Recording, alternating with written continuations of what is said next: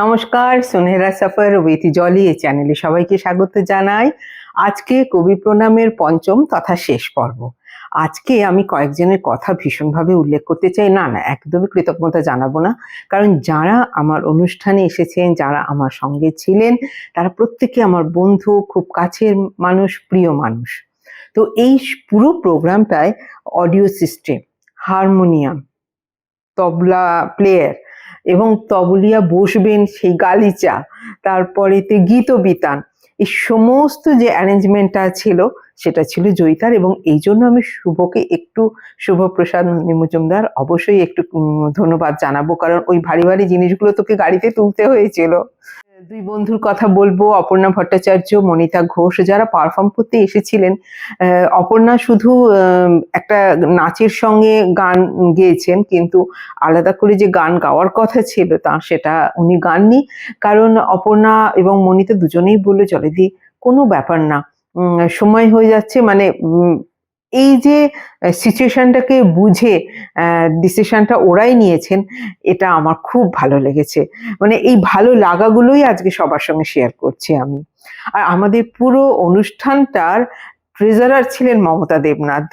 পুরোটাই ও সামলেছে, মানে ওর অনেক রকম কাজ আমি না জিজ্ঞেসও করিনি যে তুই করবি এসবই, নেই এই শোন, তোকে না এটা দেখতে হবে।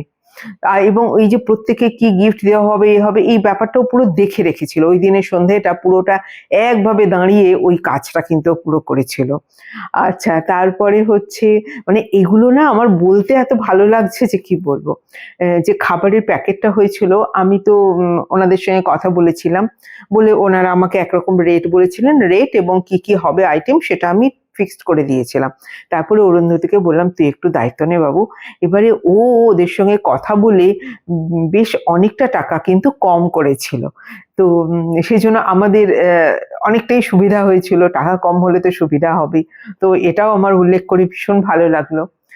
আর সায়ন্তনীর কথা আমি বলবো, কারণ ওকে আমি যে টাকাটা দিয়েছি, সত্যি বলতে কি ওটা কিচ্ছু নয়। ও যে সময়টা ছিল সেদিন এবং যতজনকেও মেকআপ করেছে বা টাচ করেছে, হ্যাঁ, তৈরি করে দিয়েছে। শুধু মেকআপ বলবো না, তৈরি করে, কারোর শাড়ি ঠিক করা, কারোর এটা করা, এগুলো অনেক কিছুই থাকে, তো তৈরি করে দিয়েছে। তো এইটা যদিও বাইরে কারো কাছে করতো, কত টাকা নিত সেটা আমি আন্দাজ করতে পারি, কিন্তু আমি সেই অনুযায়ী কিচ্ছু দিই না। আমি জানি তোকে কিন্তু এইটুকুই দেবো। ও কোনোদিন আমার কাছে কিছু চায়নি। মানে এইটা আমার ভীষণ একটা ভালো লাগার জায়গা। আরেকজনের কথা বলতে ইচ্ছে করছে, দেবশ্রীদি। দেবশ্রীদির অনেক রকম সমস্যা সত্ত্বেও শুধু আমার অনুষ্ঠানটায় থাকবেন বলে, দেখবেন বলে, আমাকে উৎসাহ দেবেন বলে কিন্তু এসেছিলেন। এসে অনেকটা সময় ছিলেন। যাদের নাম করলাম না, তারাও কিন্তু আমাকে বিভিন্নভাবে বিভিন্ন সময় সেই দিনেও প্রচুর সাহায্য করেছেন। কিন্তু সবার নাম বলতে গেলে তো অনুষ্ঠান শুরুর দেরি হয়ে যাবে, তাই এখানে থামতে হচ্ছে। এই অনুষ্ঠানটার ছোট ছোট ক্লিপিং ফেসবুকে দিয়েছিলাম। তারপরে এই যখন 4টে পর্ব গেছে অলরেডি, অনেকেই কিন্তু আমাকে হোয়াটসঅ্যাপে মেসেজ করেছেন যে দিদি সামনের বছর আমাকে ডেকো, দিদি আমাকে বলো। তো এইটা না আমার কাছে খুব বড় পাওয়া। আমি আরো উৎসাহ নিয়ে সামনের বছর করব, এবং সামনের বছর একই দিনে হবে। একই দিনে মানে বুদ্ধ পূর্ণিমার দিনেই হবে রবীন্দ্র জন্মজয়ন্তী অনুষ্ঠান। আজকে রয়েছে কবি প্রণামের পঞ্চম পর্ব। সঙ্গে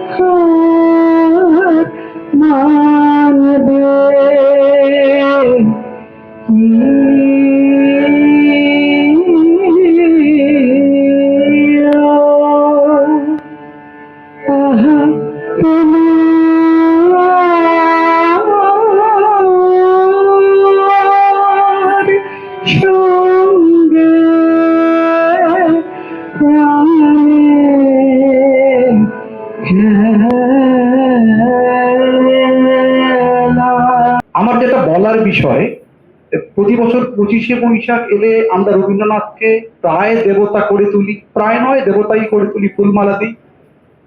এক পক্ষ কাল পরে আমরা রবীন্দ্রনাথকে ভুলে যাই, তার কথাগুলো ভুলে যাই, তার বাণীগুলো ভুলে যাই, যে কথা উনি বলতে চেয়েছিলেন আজীবন ভুলে যাই। আমি খুঁজি রক্ত মাংসের সেই রবীন্দ্রনাথকে, যে রবীন্দ্রনাথ হাসতেন, কাঁদতেন, ক্ষতবিক্ষত হতেন, কোথাও সমর্পণ করতে চাইতেন নিজেকে, এবং আসলে সেই খোঁজটা হয়তো নিজের মধ্যেই ছিল। রবীন্দ্রনাথ জোড়াসাঁকোতে জন্মেছিলেন, কিন্তু রবীন্দ্রনাথ হতে গিয়ে তিনি এক সাঁকোতেও ছিলেন। এক সাঁকো মানে, একবার চারুচন্দ্র বন্দ্যোপাধ্যায় তার সঙ্গে দেখা করতে গেছেন, তিনি তখন পদ্মায় একটা বজরার মধ্যে আছেন, পাশের বজরায় অজিত কুমার চক্রবর্তী। চারুচন্দ্র মশাই গুরুদেবের সঙ্গে দেখা করে অজিত বাবুর বজরায় যাচ্ছেন। রবীন্দ্রনাথ বললেন, সাবধান, দেখে যাবেন, এ কিন্তু আমাদের জোড়া সাঁকো নয়, একটাই সাঁকো।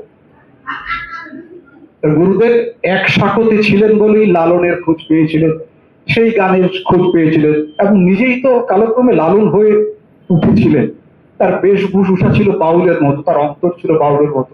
আসলে রবীন্দ্রনাথের দর্শনই তো বাউলের মতো। সে কারণে কোথাও যেন আমার দেশের সেই আব্দুল করিম সাহেবের সঙ্গে তার মিলে যায়। করিম সাহেব বলতেন, আমি বিশ্বাস করি এই পৃথিবীটা একদিন বাউলের পৃথিবী হবে। রবীন্দ্রনাথ তো শেষ পর্যন্ত তাই চেয়েছিলেন। আজকে বুদ্ধ পূর্ণিমা, একবার বিধুশেখর শাস্ত্রী মশাই রবীন্দ্রনাথের সঙ্গে, উনি আসতেন রবীন্দ্রনাথের সঙ্গে কথা বলতেন, বিকেলবেলা কথা হচ্ছে, সন্ধ্যেবেলা হঠাৎ গুরুদেব বললেন, শাস্ত্রী মশাই, আপনি তো বৌদ্ধ দর্শনে পণ্ডিত, তা আপনি এত হিংস্র হয়ে উঠছেন কেন? বিধুশেখর বাবু নির্বাককে তাকিয়েছেন, মানে না, আপনি এত হিংস্র হয়ে উঠছেন কেন? গুরুদেব বললেন, আরে আপনার মুখের দাড়ি গুলোকে জন্মানোর সঙ্গে সঙ্গে কেটে ফেলছেন কেন? ওদের জন্মাতে দিন, বড় হতে দিন, বাড়তে দিন। এই ছিলেন রবীন্দ্রনাথ, রস ছিল তার মধ্যে ছড়ানো। রান্নার কথা এসছে, একজন দিদিমণি চলে গেলেন, উনি জানেন না আমরা এইখানে দু একজন আছি রবীন্দ্রনাথের ভাইজির শ্বশুর বাড়ির লোক। আমরা প্রজ্ঞা সুন্দরী দেবী, মানে বাংলায় যদি রন্ধন শিল্পের, রন্ধন সাহিত্যের যদি শুরু শেষ বলতে হয়, আজও প্রজ্ঞা সুন্দরী দেবীকে ছাপিয়ে যেতে কেউ পারেনি। এবং প্রজ্ঞা সুন্দরী দেবীর বইয়ে আমি পেয়েছি যেগুলো আমরা মানে শ্রীহট্ট, কাছাড়ে, শিলচরে আমরা বলি, সেই কথাগুলো, সেই শব্দগুলো। এর কারণ হচ্ছে প্রজ্ঞা সুন্দরী দেবী বিয়ে করেছিলেন লক্ষ্মীনাথ বড়ুয়াকে, এবং উনি চাকরি সূত্রে শিলচরেও ছিলেন। প্রজ্ঞা সুন্দরী দেবী শিলচরেও গেছিলেন। এই শব্দগুলো, এগুলো উনি, এবং উনি সিলেটেও গেছিলেন। এই শব্দগুলো, এই রান্নাগুলো কি নেই? কচুর শাক থেকে শুরু করে লতির কিছু বাকি নেই, বড়ি দিয়ে ঝোল কিছু বাকি নেই। এ প্রসঙ্গে, এই কথা প্রসঙ্গে আসবে, এখন অনেক কথাই আসবে। একবার শান্তিনিকেতনে একটি সভা হচ্ছে, সুকুমার রায় ছিলেন। তখন বলা হলো যে আজকের যেটা সভা হবে সবাই পূর্ববঙ্গীয় ভাষায় বলবেন। তো গুরুদেব বললেন যে আমি কিন্তু পারি না। বলছে, না না, আপনার শ্বশুরবাড়ি, মাতুরালয় সবই তো ওই বঙ্গে। শেষ পর্যন্ত উনি রাজি হলেন। তারপরে বললেন, আমি শুধু দুটো শব্দ জানি, একটা হচ্ছে মুগির ডাল, আর একটা হচ্ছে কুলির অম্বল, মানে কুলের অম্বল। মৈত্রী দেবীর বাড়িতে ছিলেন মংপুতে। গুরুদেবের শরীর বোধহয় ঠিক ছিল না, বেশ কয়েকদিন ধরে নিরামিষ রান্না হচ্ছে। মৈত্রী দেবী ভাবছেন যে রোজ রোজ ওকে কত নিরামিষ পদ বানিয়ে খাওয়া। একটি পাত্র নিয়ে এলেন, বললেন, এটা আপনার জন্য নিচে, আপনি খেয়ে দেখুন। উনি বললেন, এটা কি? মৈত্রী দেবী বললেন, ব্রেন। তাহলে আশ্চর্য, তোমার কি করে মনে হলো এই পদার্থটি আমার প্রয়োজন? নাকি আমি এখন আর আগের মতো ভালো লিখতে পারছি না? খাওয়া নিয়ে এইরকম প্রচুর গল্প আছে রবীন্দ্রনাথের। প্রজ্ঞা সুন্দরী দেবী একবার বাড়িতে কবি সংবর্ধনা বরফি বানিয়েছিলেন।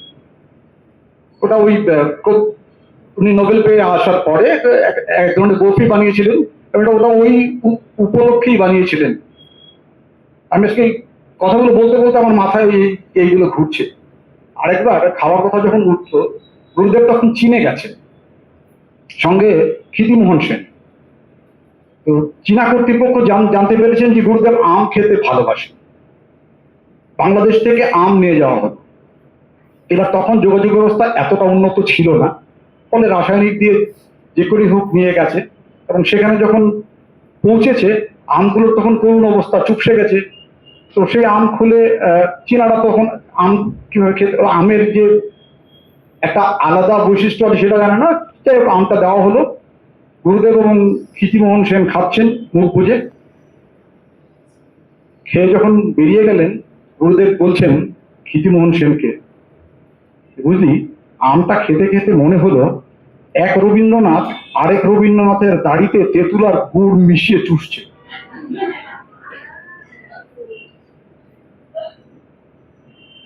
একবার হিরণময়দা গাছের কথা বলেছে, ক্ষিতিমোহন সেনকে নিয়ে গুরুদেব চলছেন, একটা গাছ দেখে দাঁড় করালেন, দেখ এই গাছটাকে আমি অশোক গাছ ভেবে পুঁতেছিলাম, যখন বড় হলো দেখলাম ডাব গাছ।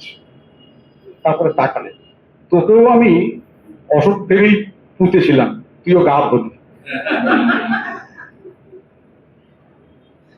এই রবীন্দ্রনাথ যেমন হাসতে চেয়েছেন, এই হাসির আড়ালে কিন্তু অনেক যন্ত্রণা, অনেক রক্তাক্ত রাত্র, অনেক কান্নার লুকিয়েছিল। সেই অল্প বয়সে বৌঠানকে হারানোর পর, তারপরে নিন্দুকের সমালোচনা, সব মিলিয়ে দিনে দিনে তিনি রক্তাক্ত হয়েছেন, এবং এই যন্ত্রণা কখনো উনি লুকাতে চেয়েছেন, কখনো লুকাতে পারেননি।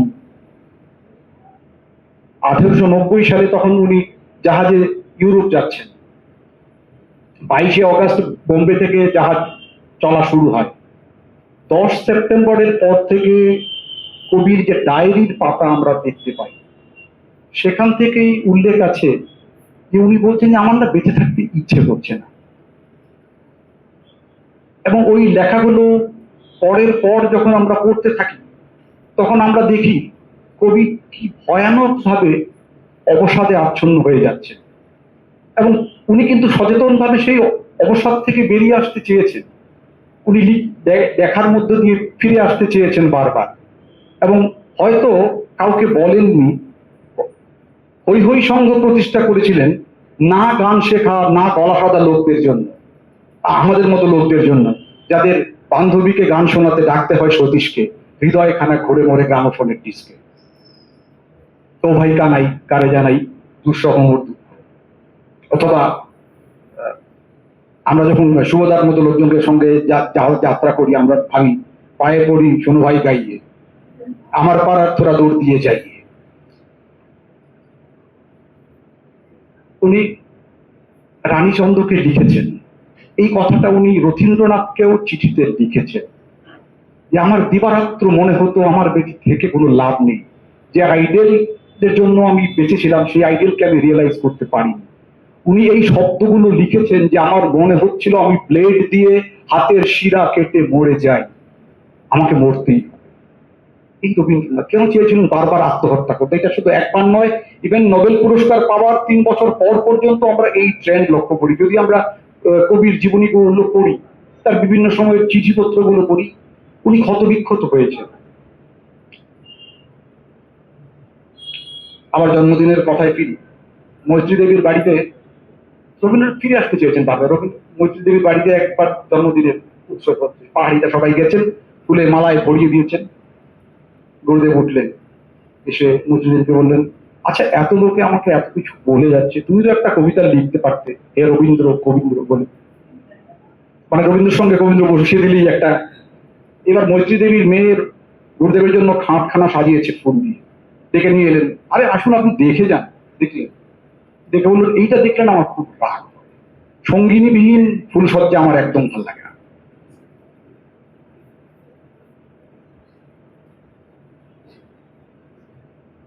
একবার হিরণময়দা বঙ্গভঙ্গের কথা বলেছিলেন।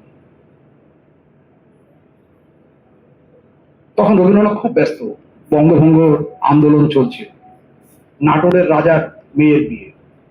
কথা ছিল গুরুদেব একটু আগে ভাগে যাবেন, গিয়ে অতিথিদের সঙ্গে সময় কাটাবেন, কিন্তু গুরুদেবের যেতে দেরি হয়ে গেল। নাটোরের রাজা প্রায় গেটে দাঁড়িয়ে আছেন, গুরুদেবকে দেখতে পেয়ে, আরে আপনি কি করেন? আমি আমি কন্যাদায়গ্রস্ত। গুরুদেব বলছেন, রাজন আপনি তো কন্যাদায়গ্রস্ত, আমি তো মাতৃদায়গ্রস্ত, আমি দু জায়গায় সভা করে তবে এসেছি। একবার কবির জন্য একজন ভৃত্য ঠিক করা হয়, সে সাধু, অল্প দিন ছিলেন। তো কিছুদিন পর কীর্তিমোহন সেন এসছেন, বলছেন গুরুদেব আপনার সেই ভৃত্যটি কেমন? ও যে ওরে বাবা, ও তো খুব গম্ভীর, ও ওর সঙ্গে কথা বলা যায় না, কোনো উত্তর দেয় না, আর এমন ভাব দেখায় মনে হয় আমার গার্জেন, আর কথা বললেই গর্জন, গার্জেন থেকে গর্জেন গর্জন।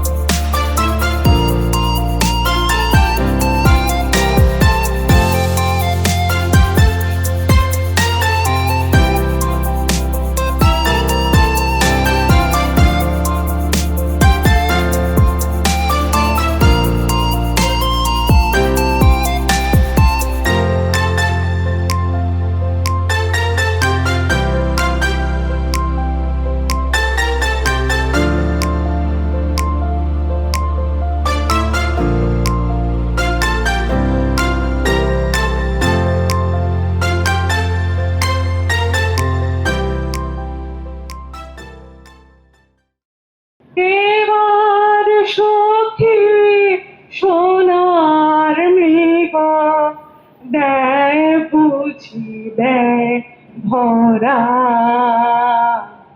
আয় গো তোরা পুরাঙ্গনা, আসবে আয় তোরা। এবার সখী সোনার মৃগ দেয় বুঝি দেয় ধরা, আয় গো তোরা পুরাঙ্গনা, আসবে আয় তোরা। ছুটেছিল পিয়াস ভরে মরিচিকা বাড়ির তোরে, ছুটেছিল পিয়াস ভরে মরিচিকা বাড়ির তোরে, ধরে তারে কমল করে কঠিন ফাঁসি ওরা, গো তোরা পুরাঙ্গনা, আসবিয়ায় তোরা। দয়া মায়া করিস নে গো, ওদের নয় সে ধারা, দয়ার দোহাই মানবে না তো ছাড়া। বাঁধন কাটা বন্যটাকে মায়ার ফাঁদে ফেলাও পাকে, বাঁধন কাটা বন্যটাকে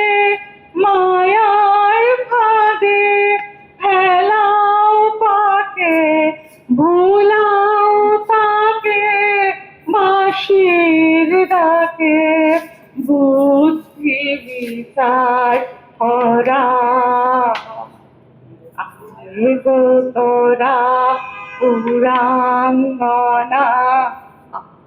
শক্তি আয় করা এই আকাশে আমার মুক্তি আলোয় আলোয় জীবন যেন দিয়া বুঝি মুক্তি আসে এই আকাশে আমার মুক্তি আলোয় আলোয় আমার মুক্তি ধুলায় ধুলায় ভাসে ভাসে এই আকাশে আমার মুক্তি আলোয় আলোয়।